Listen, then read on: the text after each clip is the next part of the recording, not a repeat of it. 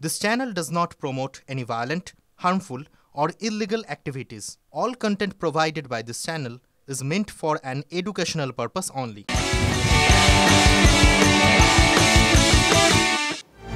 নন্দীগ্রাম বাংলার জমি আন্দোলনের সেই পীঠস্থানে এবার নদী নিয়ে দখলদারির অভিযোগ। হলদি নদীর অর্ধেক নিজের বলে দাবি করে বসলেন এক বিজেপি নেতা। ভাবুন অবস্থা, ফেরি চালানোর জন্য মোটা অঙ্কের টাকাও দাবি করলেন। অভিযোগ, টাকা না পাওয়ায় গাইড জোরে ফেরি সার্ভিস বন্ধ করে দিলেন।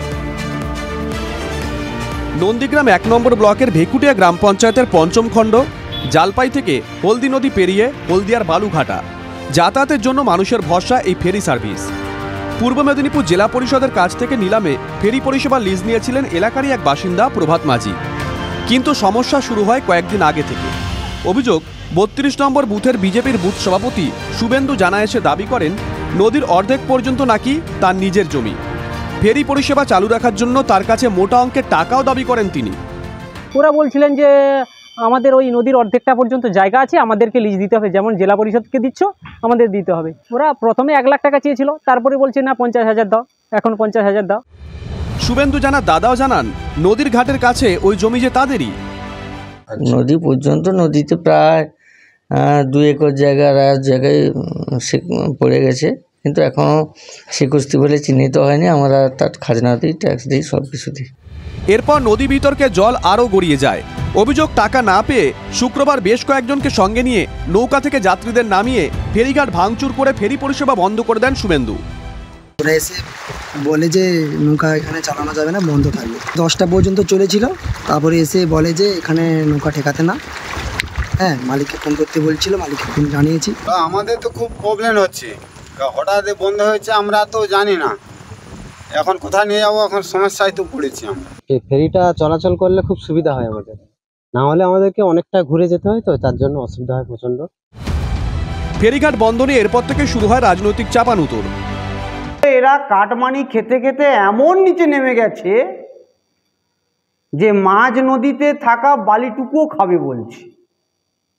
কিছুদিন পর হয়তো দাবি করবে যে বঙ্গোপসাগরেও তোর জায়গা আছে আর চাঁদেও তোর জায়গা আছে। লিজ গ্রহীতা যিনি রয়েছেন তার সঙ্গে মূলত এই আক্রোশে জড়িয়ে পড়ে এবং ওনার সেই অভিযোগ উনি নিয়ে যান।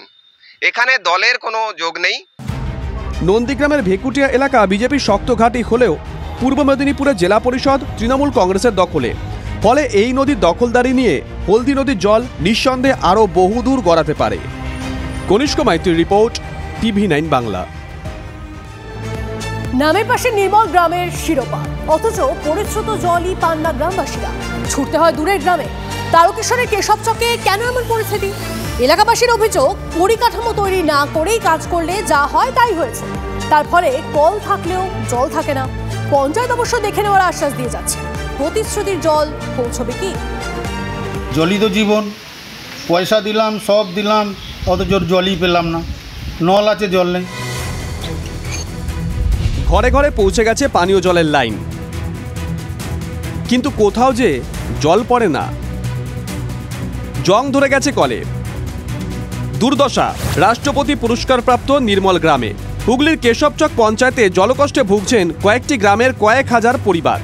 প্রায় ২ বছর ধরে পরিশ্রুত পানীয় জল থেকে বঞ্চিত তারকেশ্বরের কেশবচক পঞ্চায়েতের বাসিন্দাদের একটা অংশ। এলাকাবাসীর দাবি, বাড়ি বাড়ি জল পৌঁছে দিতে 2019-এ টাকা নিয়েছিল পঞ্চায়েত। আচমকা 2022 থেকে জল পরিষেবা বন্ধ হয়ে যায়। তারা বলছেন পঞ্চায়েত থেকে মুখ্যমন্ত্রী দপ্তরে অভিযোগ জানিয়েও কোনো কাজ হয়নি। জলের অসুবিধা প্রচুর, মানে 2 বছর ধরে তো কষ্টে ভুগছেন। অনেক দূর থেকে জল আনতে হয়। আমরা চাইছি কন্টিনিউ জলটা এটা এখন দিই, নাহলে আমাদের অসুবিধা, নাহলে আমাদের টাকাটা ফেরত দিই। মুখ্যমন্ত্রী পোর্টালে জানিয়েছিলাম, তারপরে আমাদের কাছে মেসেজ আসে যে আমরা তো 90 দিনের মধ্যে আমাদের সব সমস্যা মিটে গেছে, অথচ ওরা কেউই আসেনি। সমস্যার কথা মেনে স্থানীয় পঞ্চায়েত প্রধান অবশ্য জানিয়েছেন আরও পাম্প তৈরি করা হচ্ছে। ওখানে তো বাধার সৃষ্টি একটা হয়েছে, সেই জায়গা বাধাটাকে কাটিয়ে উঠতে তো সময় দিতেই হবে। বাধাটাকে কাটিয়ে উঠে আমরা কিন্তু আপনার চেষ্টা করে পেয়েছি, দপ্তর কিন্তু আমাদেরকে আশ্বাস দিয়েছে। আমরা 1 মাসের মধ্যে আমরা ওই পাম্প চালু করে প্রত্যেকটা বাড়িতে পর্যাপ্ত জল পাবে। যদি না পায় তাহলে আমরা 4 পাম্পের পরিকল্পনা রেখেছি। এলাকাবাসীর দাবি, গ্রামে জল না থাকায় দূর থেকে আনতে হয়। তাদের প্রশ্ন, পরিকাঠামো উন্নত না করেই কেন বাড়ি বাড়ি সংযোগ দেওয়া হলো? তারকেশ্বর থেকে সনৎ মাঝির রিপোর্ট, TV9 বাংলা।